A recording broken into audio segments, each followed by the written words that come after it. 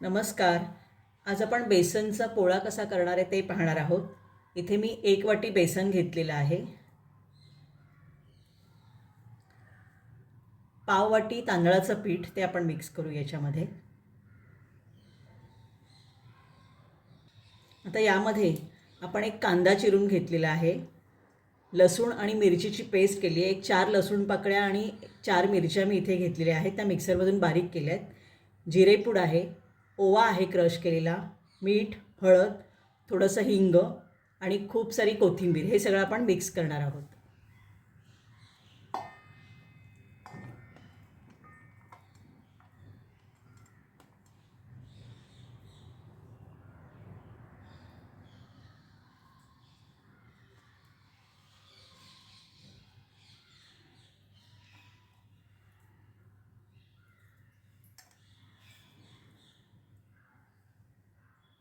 आता आपण हे सगळं हाताने आधी मिक्स करून घेऊ.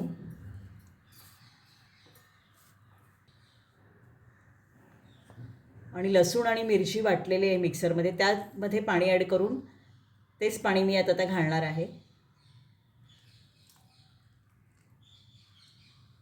तर यामध्ये आपण एक अर्धा चमचा दही घालणार आहोत.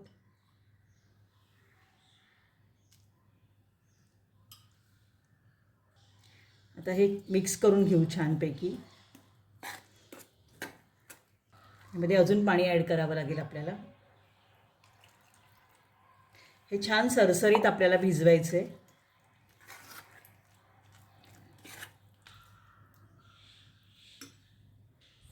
अजून थोडंसं पाणी मी ॲड करते, कारण 5 मिनटं हे आपल्याला असंच भिजत ठेवायचं आहे. कांद्यालासुद्धा पाणी सुटतं. गरज लागली तरच नंतर आपण पाणी घालणार आहोत.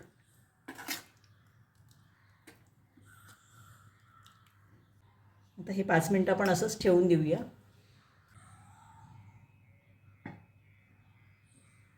5 मिनटं झालेली आहेत.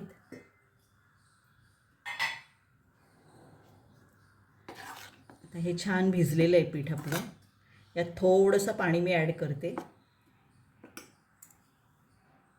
एक साधारण 2 वाट्या पाणी आपल्याला लागलं आहे यासाठी.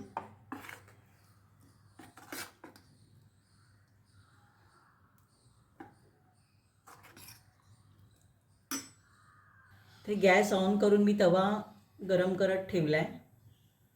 आता हा तापला की आपण याच्यामध्ये बेसनची पोळी तयार करणार आहोत. तवा आपला गरम झाला आहे. आपण 1 चमचा तेल याच्यामध्ये सोडूया.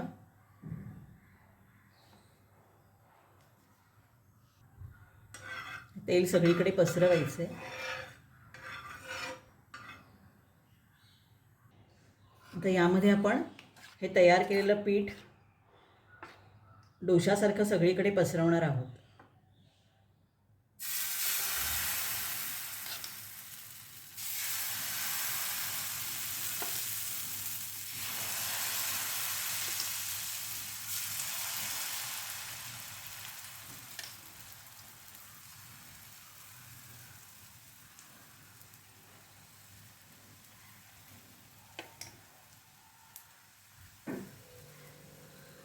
तर यावर हे काळे पांढरे तीळ मी घेतले, ते आपण पसरवूया.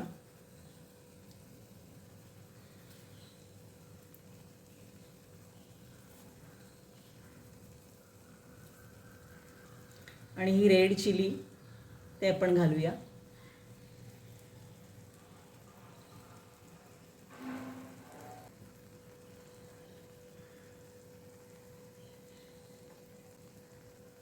थोडं बाजूने पण तेल सोडायचं आहे.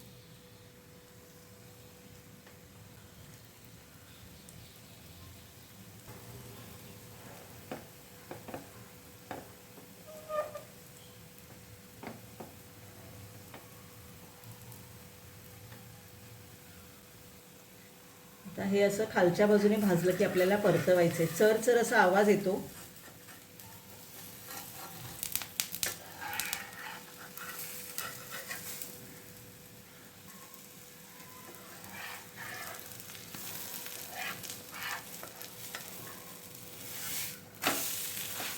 छान मस्त खमंग असं खालून भाजलेलं आहे.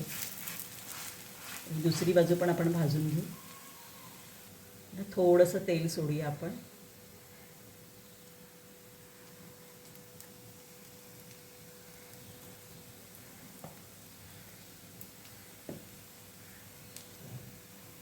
उलटवू आपण.